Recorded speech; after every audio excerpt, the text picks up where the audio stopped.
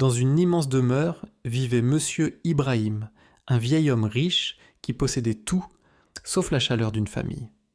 Ses enfants, trop occupés par leurs propres affaires, ne lui rendaient que rarement visite.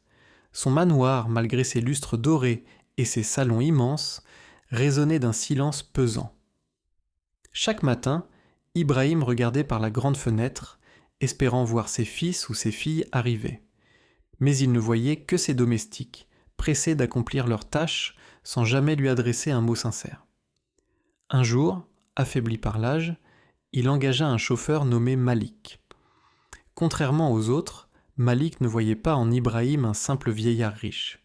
Il le traitait avec respect, l'écoutait et parfois osait même plaisanter avec lui. Au fil du temps, une relation particulière naquit entre eux. Malik l'accompagnait non seulement dans ses déplacements, mais aussi dans sa solitude. Il l'aidait à marcher, l'installait au soleil dans le jardin et lui lisait parfois de vieux journaux. Ibrahim retrouvait un peu de joie, lui qui avait presque tout perdu dans l'indifférence de ses enfants.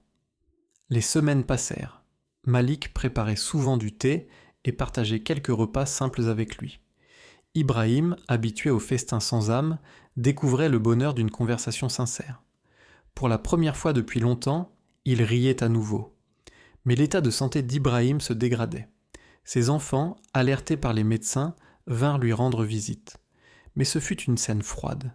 Ils parlaient d'argent, de biens, d'héritage, sans jamais lui demander s'il souffrait, sans jamais lui tenir la main.